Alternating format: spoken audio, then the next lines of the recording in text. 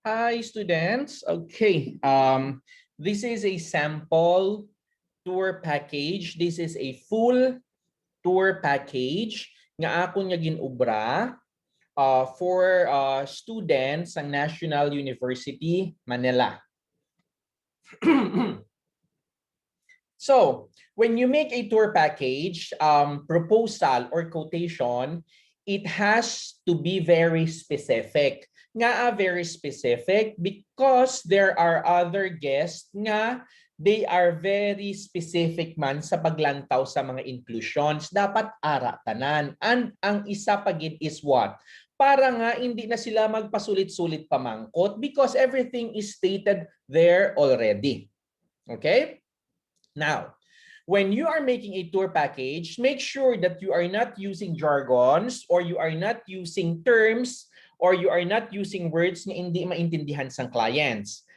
Para ya sa mga travel agents or tour operators, may ara sila ya sa mga ginagamit niya mga words nga maintindihan niya sang individual man niya iba niya travel agents nga hindi maintindihan sang guest. So here sa akong tour package ginobra, I have to make sure nga ang tanan is well arranged kag maintindihan gid tanan sa isa na lang nila or sa duwa lang nila yang nga pagbasa. Okay?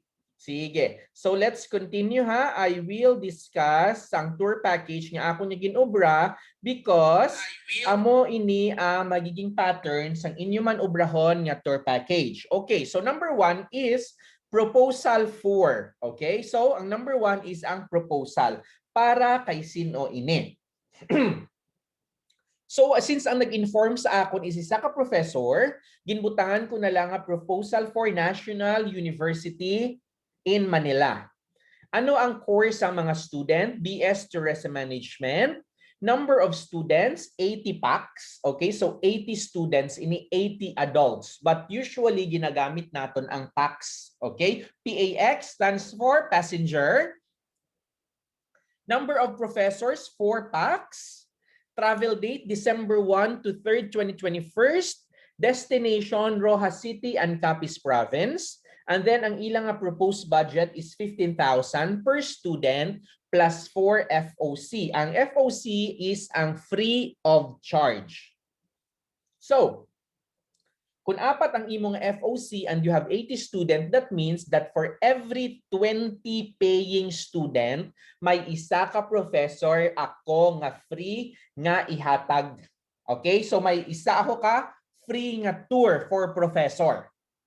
Meaning, ang apat ka professor can join the tour free of charge. Wala na sila yasang bayaran. Okay, so again, let's continue.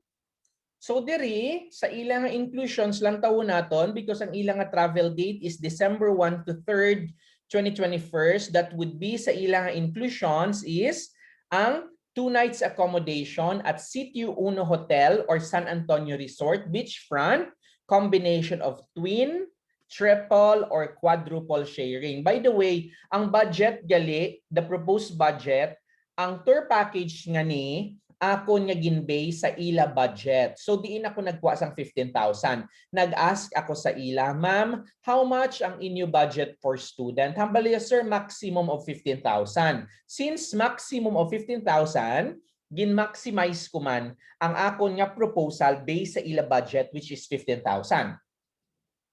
Okay, ang number 1 is 2 nights accommodation at Sitio Uno Condotel or San Antonio Resort Beachfront, combination of twin, triple, or quadruple sharing. Nga ginbutang ko nga combination of twin, triple, or quadruple sharing because wala pa ako sang booking nga ginobra sa hotel. And if wala ka pa sang booking ginobra sa hotel, it is not guaranteed nga ang tanan nimo nga rooms are twin or 2 in a room.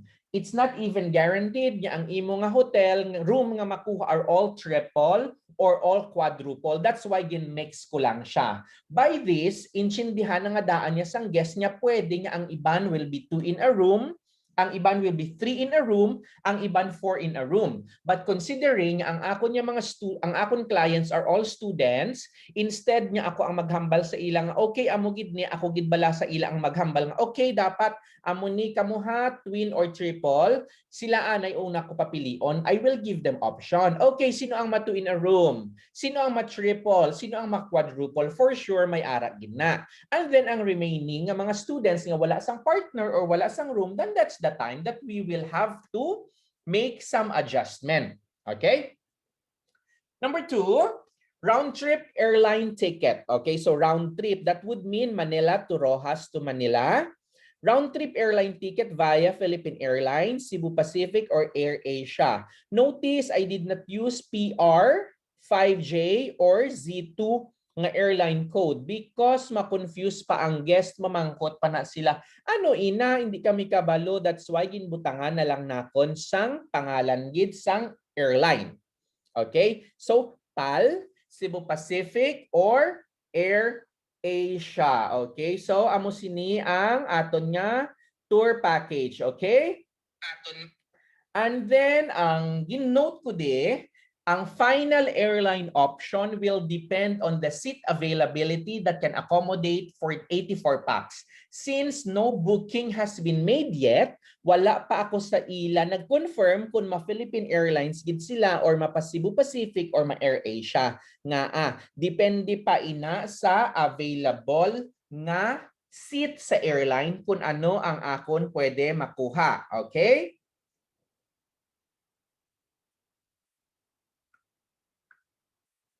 Sige. No, possible man na siya nga ang iban ma-take sang Philippine Airlines, ang iban ma-Cebu Pacific, iban ma-AirAsia, depende sa seat availability. Ibutang mo gid inada. Otherwise, basi mag-expect silang hala nga ang iba naka-Cebu Pacific, nga kamiya naka-AirAsia, or hala nga ang most of them nakapal nga kamiya same lang amon bayad nga ang nag-Cebu Pacific kamiya. So dapat naka-specify. Okay? Number 3, check-in baggage of 10 kilos per passenger plus 7 kilos hand carry. Okay, now ang check-in baggage naton na 10 kilos per passenger, amo ini ang pwede nila gamiton nga i-check-in gid plus may 7 kilos hand carry pa sila round trip ina. You have to specify kung ang imo baggage yung ginahatag is one way lang or round trip. Number 4, ang gin-mention kagina naton, full board meals. Meals to start upon arrival until departure. So kung mag-arrive sila lunch, mas start kita sang aton nga meal by lunch. Kung mag-arrive sila breakfast, then we start at breakfast until departure. Kung mag-depart sila 10 in the morning, so ang last meal is breakfast. Kung mag-depart sila 2 in the afternoon, ti ma-provide pa dapat kita sang early lunch. Number 5, fully air-conditioned bus to be used during the tour must be a DOT accredited, okay? Must be a Department of Tourism accredited nga bus, okay? Number 6, round-trip airport pick-up and drop-off. Number 7, welcome drinks and lay. Seashell necklace upon arrival at the airport. Nga agin butang ko ni to make them feel welcomed. Kag nga ang seashell necklace, visiting the seafood capital of the Philippines, I think it's very appropriate nga ang ihatag naton is mga seashell necklace because barato ini sa aton instead of flowers, right? Which they can keep as souvenirs. Number 8, tours as per itinerary. Please see proposed itinerary as attached. Now, as per itinerary meaning sang tour as per itinerary, they will have to check ang attached nga itinerary. Whatever is there sa itinerary, we have to provide sa ila. Whatever is there sa itinerary, we have to provide sa ila. Okay? Hindi mo pwede skip, especially since ara siya sa proposal. Number 9, travel insurance, accident and death worth 1 million per participant. Number 10, hygiene kits, wet wipes, alcohol, tissue, souvenir t-shirt, and bag for each participant. Number 11, fellowship on the last night at El Circulo Convention Center with dinner. Number 12, service of a DOT accredited tour guide. Number 13, travel coordinators, 4 packs from the travel agency. Kung 20 sila and then I have 4 minibuses, I will have to put one travel coordinator for each bus nga may 20 ka student plus isa ka professor plus isa ka travel coordinator para nga maging smooth sailing ang tour. Usually, for every 20 nagabutanggid ang Amazing Discoveries Travel and Tours sang coordinator para nga maging smooth sailing. Pwede nga magtawganay na sila. Ay ma'am, or sir, mauna na lang kita sa amo sini kay manug-ulan, so unahon taanay ang mga outside destination and then later na lang ang indoor. Okay, mga amo sina. So naga-coordinate na ang mga tour coordinator while me as the boss nagapungko ako sa office pero monitoring sa movements ng akon mga guests. Sometimes naga-join man ako sa tour. Okay. Number 14, services of a professional photographer. So, makuha man ako sang photographer nga maging maging professional, mahatag sang professional service. Although they can use ang ilang mga cellphone lain pagidya nga maka-provide kami sang photos taken by a professional photographer nga pwede namon ihatag sa ila at the end of the tour as a souvenir, and then ang iba niya they can buy. That's very included naman included naman sa inclusion, pero kung magpa-extra copy sila yan, di pwede sila mag-buy, makabulig pa ako, right? And then of course, tour seminar to be done in Manila prior to actual tour. Nga kinahanglan mag-seminar because may ginatawag kita nga tour briefing. Ang tour briefing naton, dapat ang aton nga tanan nga mga do's, don'ts, endorsements, etc. prior sa tour, dapat mahatag gid naton sa ila prior sang tour. Okay? Usually we do it 1 month before. Kaya kung too early naman, I mean kung too early, malipatan man Japon nila. So at least 1 month prior. So kung ang trip nila is December 1st, siguro mga November 2nd or second weeks ng November, pwede na mag-tour briefing. Okay? So that's the first. Okay? So you can see, nakabutang diri tanan nga inclusions, very detailed ang inclusions. And then you have to sign it para nga hindi nila ma-edit, right? So amo lang niya ang amon i-provide. Whatever is not provided in the inclusion, that would mean incurring additional charges kung may ara kamo nga i-request. By the way, Amazing Discoveries Travel and Tours. This is the DOT, Department of Tourism Quality Seal. We are allowed to use this if we are a DOT accredited travel and tour agency. And then we are also allowed to use the logo of PTAA showing our clients that we are a member ng Philippine Travel Agencies Association. Okay, let's proceed with the proposed itinerary. When you say proposed itinerary, this is still subject to revision, still subject to change sang guest.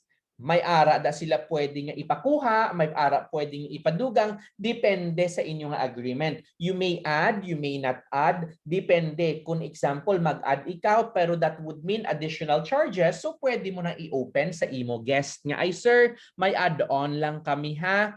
Since may add-on kami, madugang man kami sang bayad. Okay? So madala nyo gid na sa istoryahanay, prior gid sa inyong pag-sign sang contract, you have to be very specific gid. Okay? Now, proposed itinerary ko nga ginobra day 1st, December 1st. Arrival in Rojas City, have late breakfast or early lunch depending on the arrival time. Proceed to hotel for check-in and freshen up. And then proceed with Rojas City Tour and Panay to visit the following.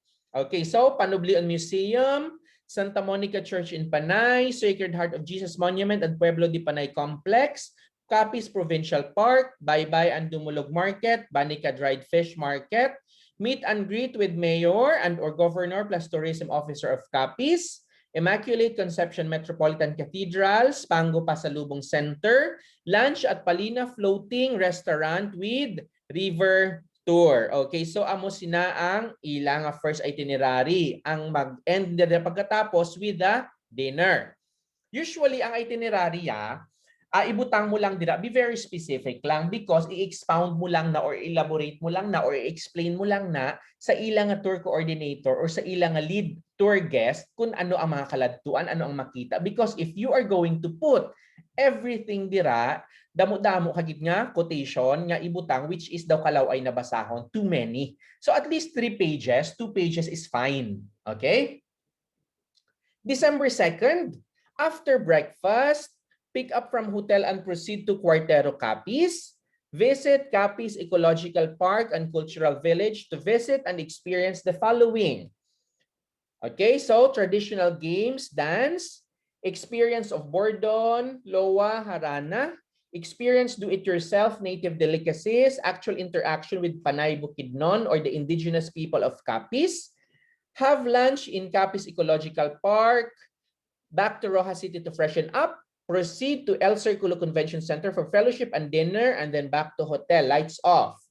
Day 3, December 3, if taking PAL or AA siya, AM flight to Manila. So after breakfast, flight to Manila. If too early ang flight, usually ginapapak breakfast namon para may balunon ang mga bata. If taking Cebu Pacific, PM flight to Manila. If taking Cebu Pacific, we will have a day tour before we proceed to airport for your flight back to Manila. So that is the itinerary. Okay, so naka-specify tanan.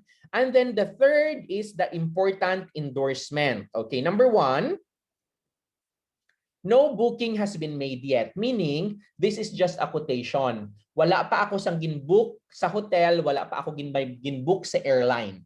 Okay, so flight seat will depend on flight availability. No booking has been made for accommodation yet. Hotel and rooms will depend on availability. Number 3, we will require 50% down payment to secure booking. Non-refundable but can be used as travel fund in case for whatever reason the tour did not materialize due to reasons beyond our control. So specify mo gid. Force majeure, acts of God, strike, rebellion, pandemic, health-related issues, death, cancellation of flights not attributable to travel agency. Number 4, remaining 50% must be paid 60 days prior to the commencement of the tour. Number 5, we will give 4 FOC for minimum 80 paying students. So kung mag-below da sila, hindi man kita kahatag sang 4 FOC, so we will have to make the adjustment. Number 6, professors will have their sharing room, twin sharing, male-male or female-female. Should the professors require individual rooms, please let us know ahead of time. Number 7, memorandum of agreement contract must be signed prior to payment. And the number 8, all payments should be made by bank deposit only to the account of the travel agency and not to any individuals. So there is important endorsements. Dire mo ibutang tanan nga gusto mo ipalabot sa imo nga guest nga gusto mo ila mabasahan prior pa sa tour. Okay? So prior pa nga mag-commence ang tour or prior pa nga mag-agree na gid kamo, better gid nga dira nimo nga ipabutang ang imo nga mga tanan ni endorsement para they would know kung ano ang mga important endorsement nimo. And then thank you so much and I hope that we can work on your group for your incoming tour in Capiz. Nag-add na lang ako dire. So Amazing Discoveries Travel and Tours is a proud member of PTAA, blah blah blah.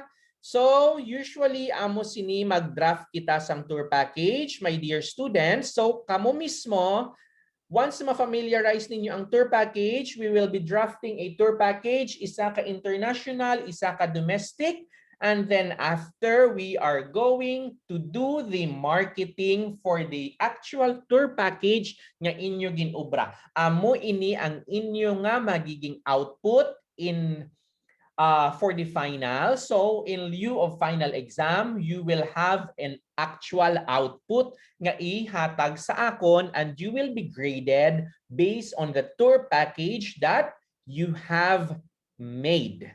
Okay? Thank you so much.